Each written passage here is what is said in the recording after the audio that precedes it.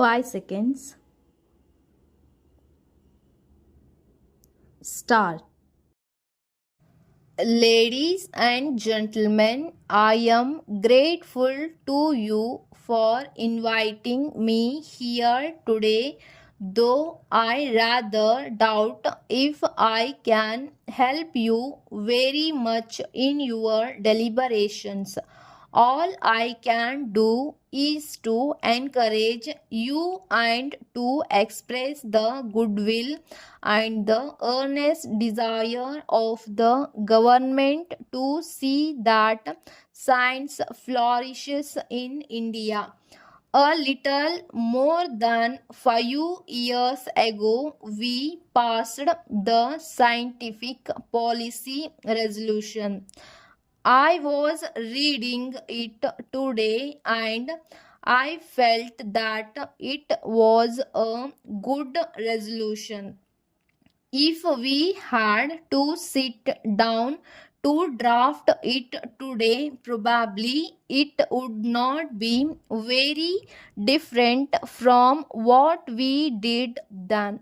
The question that arises now is how far have we lived up to it? We have perhaps not implemented it as fully as many of us had hoped. I think there is a general appreciation in India of the importance of science and technology. Its importance is no doubt growing in our universities and special institutes. More and more students are taking to the study of technical and scientific subjects. There is one criticism that is often made about the financial resources that are made available for scientific work.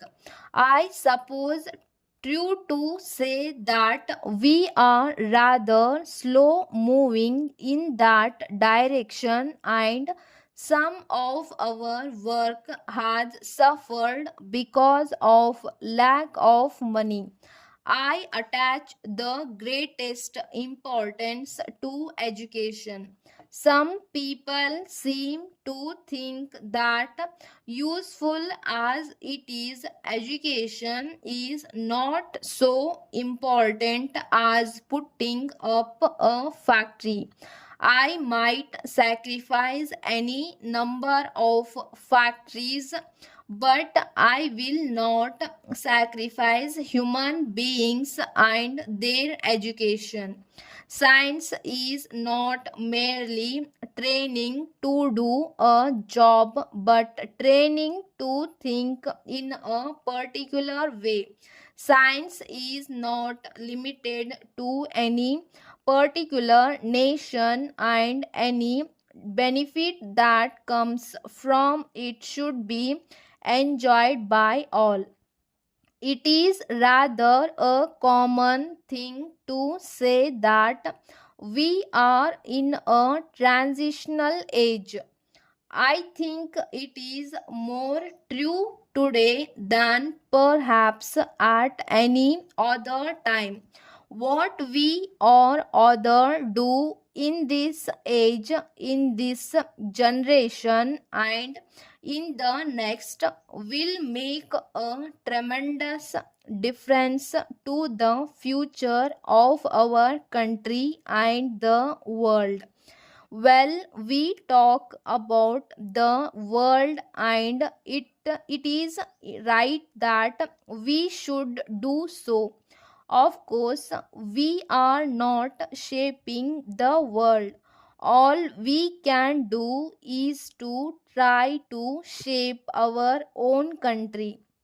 In doing that, we help the world too, and in trying to work along these lines, we have to keep certain ideals in view. We are committed to the ways of peace and peaceful development. Unfortunately, we are being pulled more and more by external dangers to our country.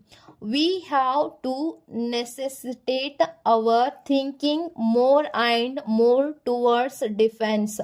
We have to do it because a country which cannot defend itself can do precious little otherwise. Nevertheless, we must realize that our real aim must be for peaceful settlement of problems and peaceful cooperation in the world. Those of us who have had the benefit of some training, scientific, technical, etc., have a greater responsibility than others. This is a scientific, industrial, and technological age, and we have to utilize our opportunities. We have to give back to the country what we have received from it in the shape of training and education. I hope scientists in this country look upon their work from a larger viewpoint.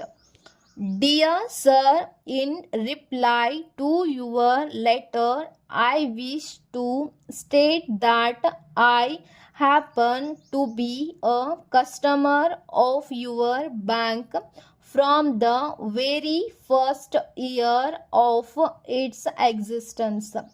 I have not been in touch with its affairs for the first few years and am unable to speak with any personal knowledge of its inner working. No one can doubt that the bank has played a great deal in the economy of the state. The figures giving deposits, dividends paid, reserve fund, etc., leave no doubt that the bank has been steadily growing and extending service to the public during the 25 years of its existence. At the time of the celebration of its silver jubilee, it would be appropriate if the management could make clear with the aid of facts and figures. Another point which requires consideration is the training of picked young men from the state in bank management and finance. A small sum should be spent annually out of the profits of the bank to give this training. It is hoped that the management is considering the question after its experience of these 10 years whether the share capital of the bank should be increased or not.